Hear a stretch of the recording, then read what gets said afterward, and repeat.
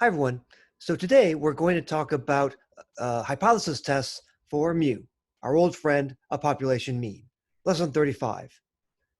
Is the population mean here or not, basically? All right. So assumptions. In this lesson, we'll perform hypothesis tests for a population mean mu under these assumptions.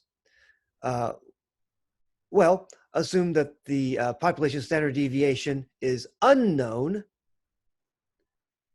because we're going to get straight to the point. We're going to start with t-tests. Get straight to the point, the more practical case.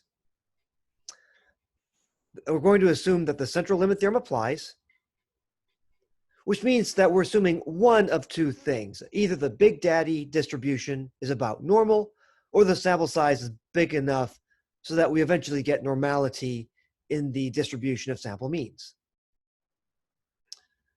Okay. Now, if sigma had been presumed known, then we would have used a z-test statistic. And it would have looked like this. Then z equals the sample mean that we get from our sample minus the mean for the x-bar distribution over the standard error. X-bar, again, the sample mean that we actually get in our sample. So this is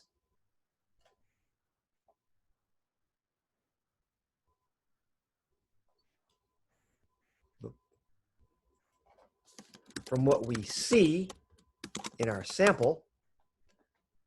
And then over here, well, x-bar minus mu. Now you might say, well, wait, we don't know what the population mean is yet. That's the whole point, isn't it? Well, yeah, but remember, we're assuming that for now that we know the value of mu under the null. We're assuming for now the null is true. So as we perform calculations, we're assuming that the null is true. And the null here will say that mu takes on a certain value. So this is the what's the reference value, basically? It's the hypothesized value for mu, the population mean, based on the null. Because we're assuming for now that the null is true.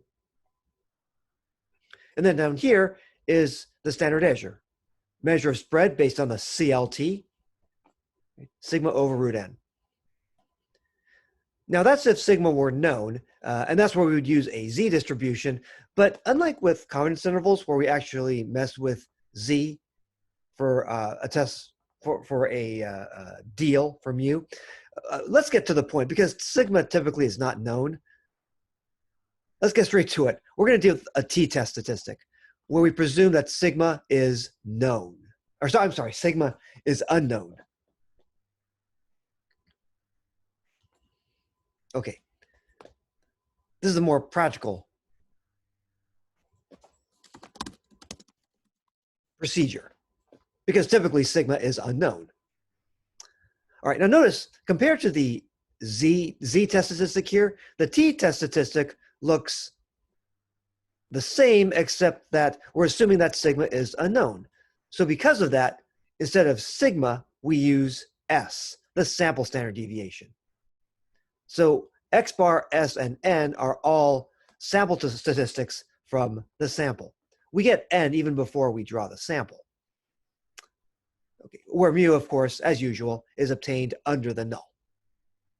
Remember, there are infinitely many t distributions. We use the one on n minus 1 degrees of freedom. All right.